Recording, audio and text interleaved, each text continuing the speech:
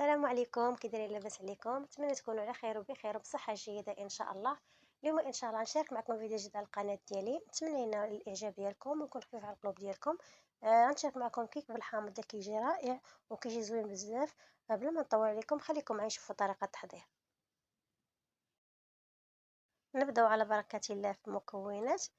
كيف ما كتشوفوا غنحتاجوا 4 ديال البيضات، كاس ديال السنيده، كاس ديال الزيت دائما عباره كاس ديال الحنبه، وغنحتاج 2 كيسان ديال دقيق الفورص، وربع كاس ديال العصير الحامض، 2 خمارات ديال الحلوى، وقشور ديال الحامض.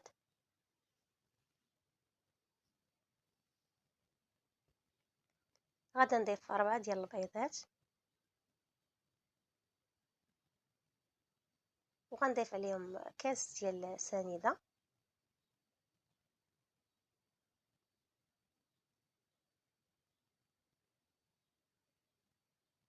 وغادي نخلطهم مزيان.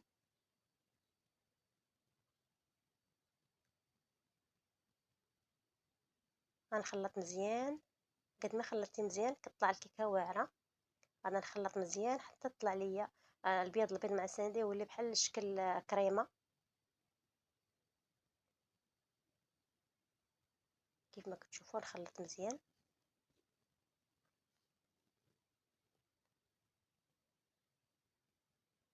واحد الكيكه اللي كتجي اسفنجيه وكتجي رائعه، كتجي طالعه وزوينه بزاف. نتمنى تنال الاعجاب ديالكم. اللي ما مشترك في القناه اشترك عندي في القناه، تفضلوا وليس امرا. الا عجبكم الفيديو ديروا لي بارطاج مع الاحباب ديالكم، وما تنساونيش من لي لايك. وشكرا لكم بزاف بزاف. كيف ما كتشوفوا بعد ما ضربتها مزيان يعني حصلت القوام هذا.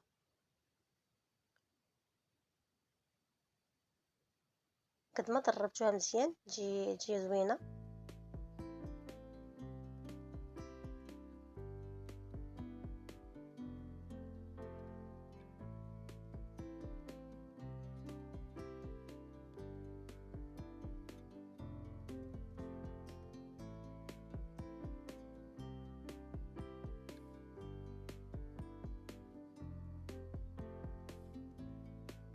ودابا بعد ما خلطتها مزيان غادي نضيف عليها الكاس ديال الزيت، دائما الكاس العبار ديال العنبه.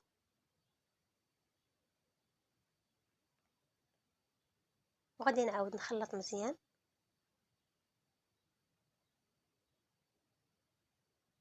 باش ينسجم ليا الزيت مع البيض والسكر سكر سنيده. غنخلط مزيان كما كتشوفوا.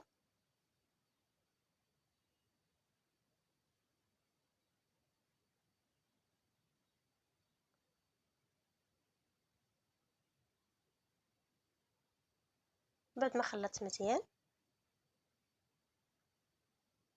حصلت القوام هذا كما كتشوفوا.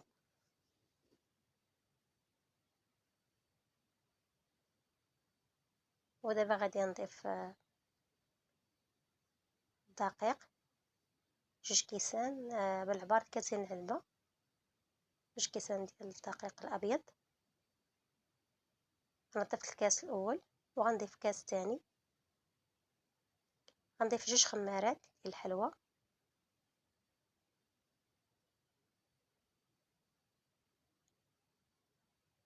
وغنضيف قشور ديال الحامض.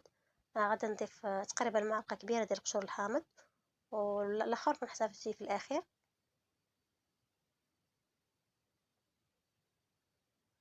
غنضيف كاس تاني ديال الدقيق،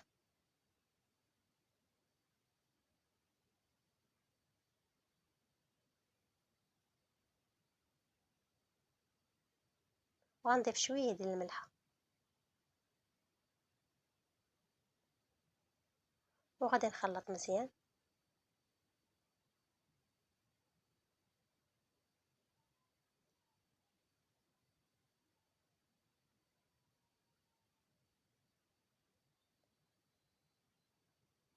غنخلط مزيان. ودابا انا راني شعلت الفران درتو يسخن.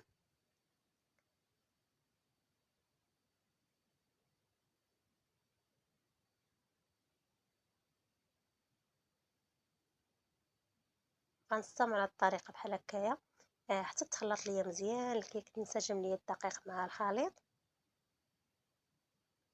نحاول نخلط مزيان.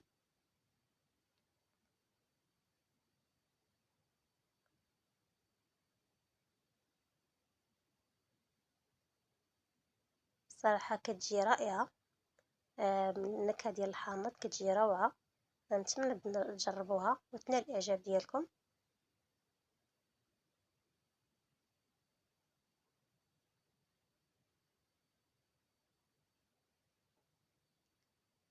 بعد ما خلطتها مزيان كيف ما كتشوفوا، دابا غنضيف 4 كاس ديال العصير ديال الحامض. ضفتو حتى للاخير.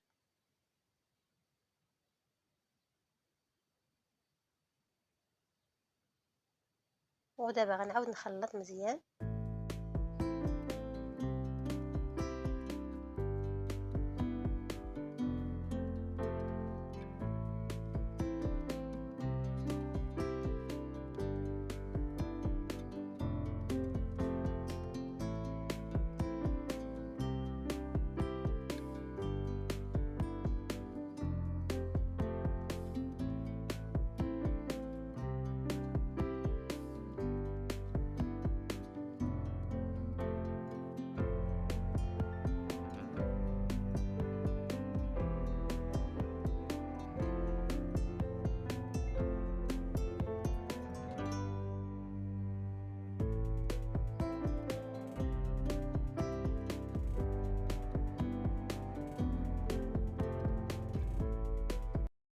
من بعد ما خلطتها مزيان كيف ما كتشوفوا، غادي نحصل على هذا القوام هذا.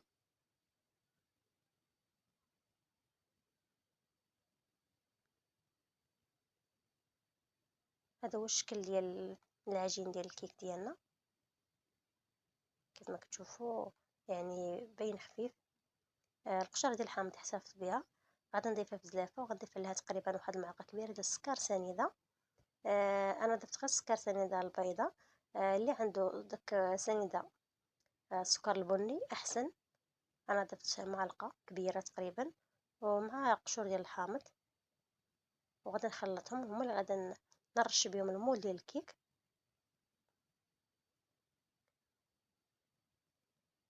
المول ديال الكيك اللي غندخلو انا للفران، انا دهنتوه بالزيت. يمكن لكم دهنوه بالزبده، انا دهنتو غير بالزيت. وغادي نرش فيه، ندير فيه ديك معلقه ديال السكر سنيده خلطتها مع قشور ديال الحامض. وغادي نحاول نوزعها في المول بالكامل،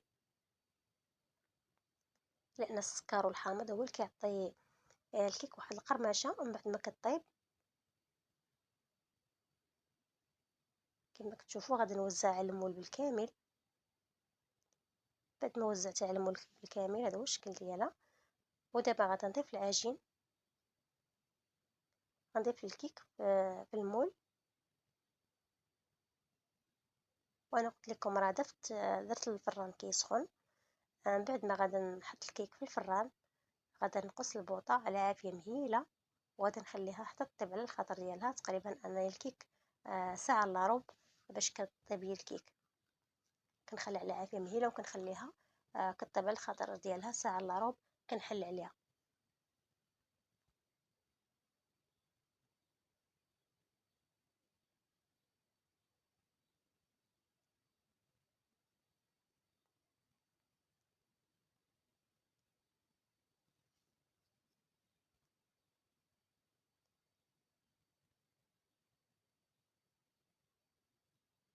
ودابا ندخل الكيك الفران ونتلاقاو مع الشكل ديال النهائي. هذا هو الشكل ديال النهائي من بعد ما خرجتها من الفران. كما كتشوفوا انا دهنت شويه بالكونفيتير مع الجناب.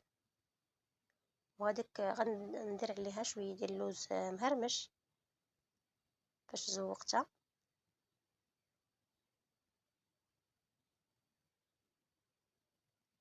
صراحه جات رائعه وجات اسفنجيه.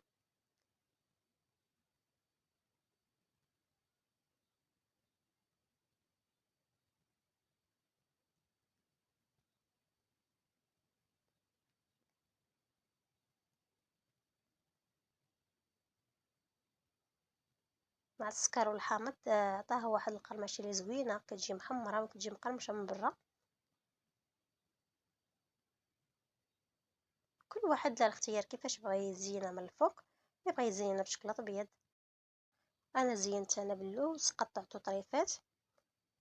وصافي هو اللي زينت بيه انا من الفوق. صراحه جات زوينه بزاف. هذا هو الشكل ديالها. نتمنى تنال الاعجاب ديالكم. هذا هو الفيديو ديال اليوم، نتمنى ينال الاعجاب ديالكم ويكون خفيف على القلوب ديالكم. ما تنساوش تشتركوا في القناه وتبارطاجيو مع الاحباب ديالكم يوصلكم ديما الجديد، وتكملوا الفيديو حتى الاخير. ونتلاقاو ان شاء الله مع وصفه جديده، مع فيديو جديد ان شاء الله. وشكرا لكم بزاف بزاف على المتابعه. السلام عليكم.